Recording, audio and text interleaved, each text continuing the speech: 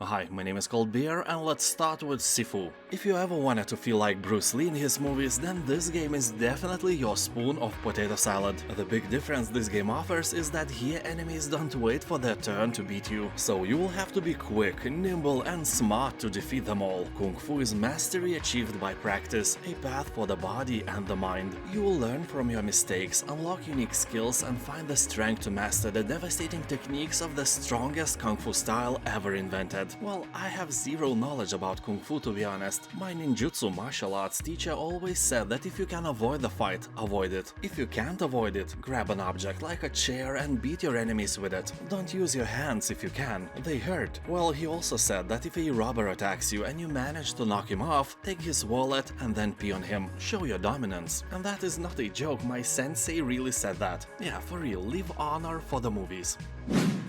Papetura. This is a handcrafted puzzle adventure game made entirely out of paper. Along with atmospheric music, it creates a mysterious and unique paper world shrouded in shadow and light. Here you will live the story of a lonely paper creature trapped in a flowery prison. One day you manage to escape and find a magical being. Together you will have to face dark and flaming monsters, which will try to burn down your beloved paper world. The game is short, it will take only about 2 hours to beat. But that is okay, price is nice and positive reviews on Steam are above 90%. Here everything is made out of paper, from tiny insects, strange creatures and monsters to truly magical locations. You will also encounter interesting puzzles and beautiful animation. Game is suitable for everyone. There are no dialogues, just story and action. Aquatico. A simple but challenging base builder, where you will have to raise an underwater city and prosper in the process. The world's surface has become a barren wasteland, forcing humanity to pour any remaining hope for a new beginning into depths of the sea. As developers say, upon discovering the world below the tides, the opportunity to start over is within reach. Despite the new beginning, the dangers and challenges that lie ahead won't make survival under the sea a simple task. Well, I don't know who could ever think that survival under the sea is a simple task. We will have a city on Mars sooner than we will have one under the sea on Earth. You know, absence of air and huge pressure is way harder to deal with than the absence of air and no pressure. But not here. Aquatico is a fun game for everyone who likes managing huge cities, building pipelines, electricity cables and stuff like that. For everyone else, better avoid it, it's not for you. Faeria. Are you bored from Gwent and Hearthstone? No problem, try Faeria. Here you'll find enough content to keep you entertained for hours. Basically, if you like Hearthstone or Magic the Gathering, then you may very well like the deck building aspects of Faeria. Game involves tactics as well as strategy, since it uses a hex board which makes it stand out from similar games. Also, graphics and style will blow you, well, at least your mind. Game used to be free, but now it's not. It got a lot of negative reviews because of that, but don't worry, the game is still great. It's just not free anymore, and now it even has very positive reviews on Steam. I can only guess that by monetizing the game, the message Faeria is trying to send us sounds like "Stop being poor" or something. Well, that's rude, Faeria. Wow, just wow. You can't say that to people. Let them be poor as long as they like. Patron. This is a survival city builder with an interesting social dynamic system. Here you'll gather and produce resources, build your village into a prosperous city and navigate the intricate social tensions before they reach boiling point. And if they do, everything you have built, everything you put so much energy and brain into will burn to the ground. And by that you will fail that survival part of the game. You know, here each individual citizen in the town has their needs, desires and issues troubling them or making them happy. Some citizens are more concerned with immigration, while others are more aggravated by tax-related issues or the increasing price of potato salad ingredients. If the citizens' view on the subject is in line with what you are doing, they will be happy. Works the other way around as well. Patron has mostly positive review score, but it also has a free demo available, so you can try the game without risking anything. War Mongrels. Here you'll fight Nazis and show them who's the boss. The storyline is history-inspired and will guide you through the journey of 2 Wehrmacht soldiers. They go from deserters to hefty guerrilla fighters when they realize that everything they were told is a lie. Sneaking, distraction, silent kills and using the environment are some of the main skills you will have to learn. But a stock of firearms will also be available and useful in completing mission objectives. Well, we all know how it goes. At first you will try to be sneaky like a ninja, like a wind in the grass, like a shadow in the forest, like a silent fart you let out in front of your mother-in-law, and then you mess up everything and go guns blazing. Sometimes you will succeed, sometimes you will die and repeat, or uninstall, depending on your mood and temper. Game also has implemented co-op multiplayer for 2 players, so you and your imaginary friend can play together. Also, what I like the most, that there is no censorship. You will encounter piles of dead bodies, blood, and real Nazi flags. Divinity Original Sin 2. Made by the same studio now working on Baldur's Gate 3, this is one of the best RPG games ever created. Overwhelmingly positive reviews on Steam can confirm that with ease, and people in the comment section are openly saying that this may be the best game they ever played in general. But, you know, you shouldn't trust people that easily. Once my good friend said that you can't drink beer instead of water. Blasphemy! Because it's not the negativity I want in my life, we are not friends anymore. Also keep in mind that this is a serious game for adults. It has a dark and gloomy world and sexual content. But don't worry, it will keep your virginity as strong as ever. Original Sin 2 will take about 200 hours out of your boring life, and that is really amazing because every minute of it is really entertaining. Eldest Souls. This is a Souls-like boss rushing game where you kill evil gods. Well, at least you think they are evil, but the backstory is that mankind imprisoned those gods a long time ago and now they are draining your world of life itself. To be fair, we brought this on ourselves, and now we have to repair the stuff our ancestors screwed up a long time ago and kill some gods. Or, more realistically, to die a lot. Game looks great, those graphics are true work of art, no doubt. The only thing I don't like is the name of a game. Eldest Souls are obviously named because of a genre, but I find it a bit annoying practice. It's like naming an action RPG game Diablo. Imagine Path of Diablo, Grim Diablo, Torch Diablo, Diablo Arc, Diablo Quest, Victor Diablo, and of course the incredible adventures of One Diablo. That would be silly, right? No, that would be actually cool. Oh, shut up. Lucius. You will play as a boy who was born on a date with a lot of sixes. Of course, because your name is Lucius, a derivative from Lucifer, and, you know, surprise, surprise, it turns out that you are some kind of a devil's child. What? The fun part of this game is that you have supernatural powers, some telekinesis, some mind control, and some regular scheming. Killing anyone that moves while being cute and little is cool and not creepy at all, right? So in each level you will solve adventure game style puzzles in order to murder someone. So exciting. There are 3 parts of a game, well 4 if you include Lucius D-Make, so in case of loving the game, your free time is covered quite well. And as one review on Steam said, this game is a perfect little gift for your Christian friends. Rustler. As developers say, they took the inspiration for the Rustler from the Monty Python and first 2 GTA games and made a medieval game out of that. I can remember playing the first part of GTA for hours and hours and skipping school because of it. Never regretted that. Anyway, the Rustler is a humorous approach to the medieval genre. You will find stuff such as no parking zones for your horse and police horses that have flashing red and blue lights on them. Game is set in an open world and you play as the guy, whose parents apparently were too lazy to give him a proper name. You'll experience feudal justice, inquisition, witch hunting, and join the grand tournament. Meet incredibly stupid knights, complete a wide variety of twisted missions and quests, or ignore the plot and bring mayhem in the villages and cities. Choose to go on foot or buy a stolen horse, fight with a sword, or pick fancy automatic crossbow. All that spiced up with a Monty Python-inspired sense of humor, and you can burn down the whole village as well. Smalland. Survive the wilds.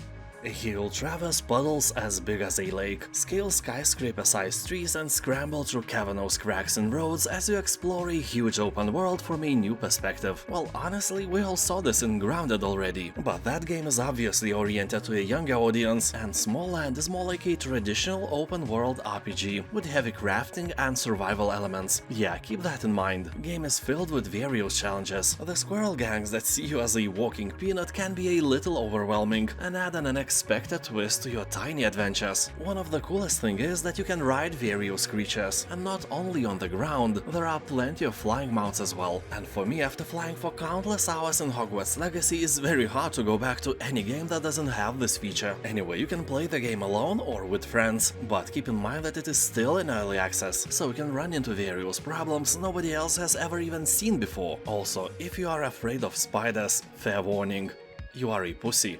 I'm kidding, I just wanted to stress out that here you will encounter some realistically looking and moving spiders that may not be compatible with your raging arachnophobia. UnderMine.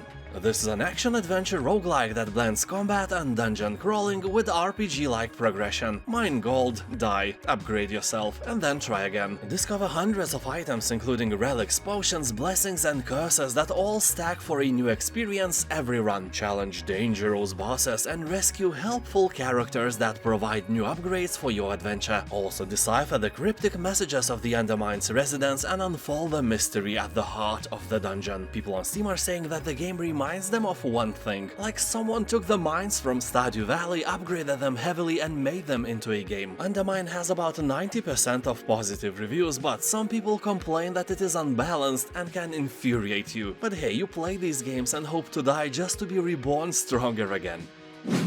The Wolf Among Us. This is a gritty, violent and mature thriller based on the award-winning Fables comic books. You'll discover that a brutal, bloody murder is just a beginning where every decision can have enormous consequences. And it's not only what you choose to do will affect your story, but when you choose to do it as well. You don't need to know anything about the comics this game is based on, because events in this story are set before the events seen in the first book. And this game gives you an option to beat up practically anyone you don't like. Sadly, you can't import that energy-sucking coworker of yours in this game, but hey, you can beat him up in real life instead. I mean, if you are stronger than him. If not, just smile and blame your genes. Tyranny.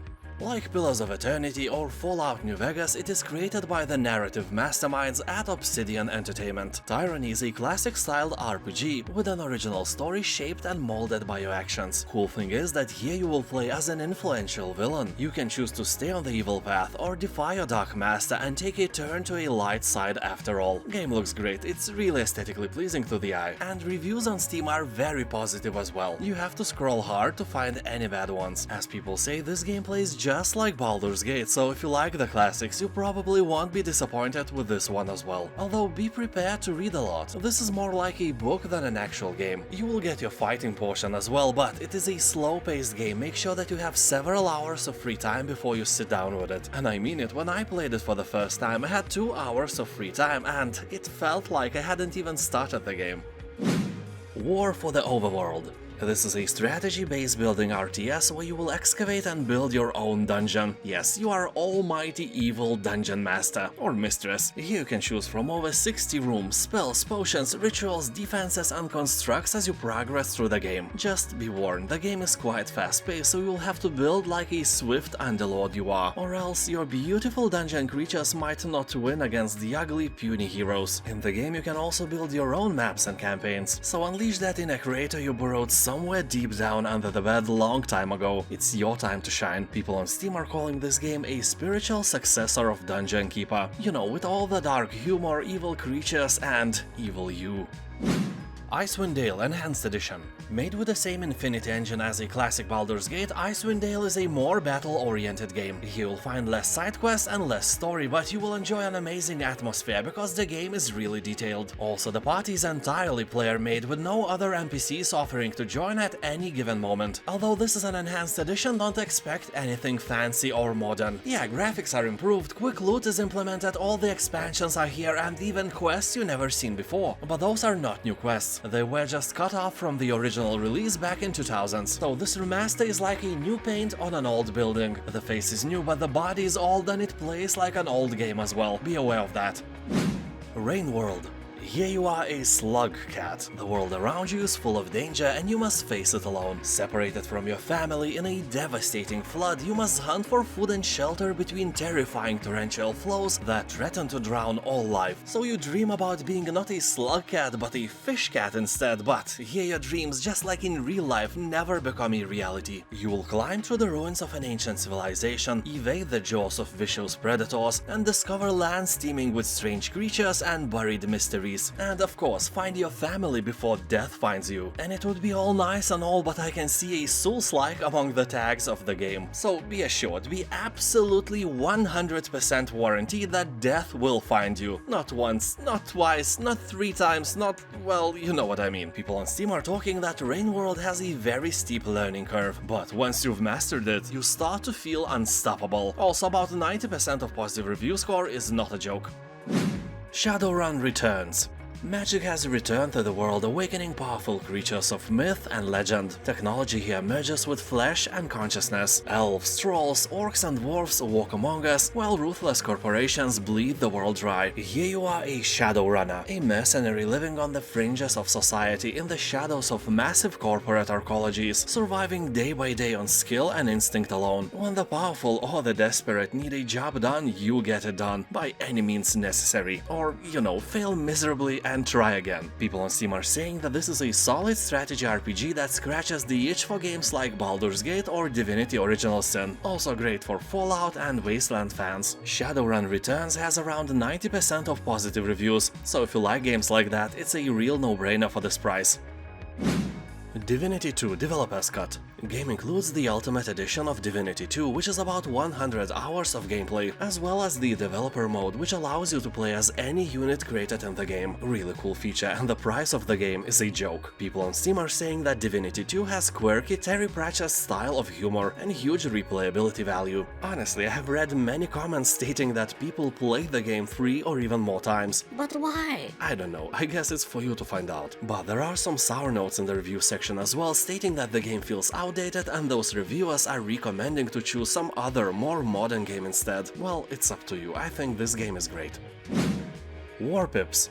This is a quick-to-learn but also very fun tower defense strategy game. You will deploy the right composition of soldiers, tanks, helicopters and planes, compose the best army, research the right tech and overwhelm your puny, pathetic enemy. Although the game may look like a multiplayer thing, it is absolutely a single-player experience made entirely for your personal pleasure. As developers say, if you buy the game, you get the game. No pay-to-win elements, no microtransactions and no pineapple in potato salad. It's a solid game with randomly generated battles that are different every time you play. People on Steam are saying that Warpips is a great relaxing game where you don't want to dive deep in some complicated story and just want to brainlessly push buttons. By the way, have you seen an amazing humble bundle called Fright for Your Life? For 12 euros you will get 8 amazing Steam games worth 184 euros. That is an incredible deal, especially keeping in mind that 5 games out of 8 have higher than 90% of positive review score on Steam. Ooh la la! I know, right? You will find my affiliate link in the description and also in the first pinned comment below. Don't miss this opportunity to get amazing Steam games for just a fraction of their actual cost. And now thank you for watching, have a nice day and I'll see you next time. Bye!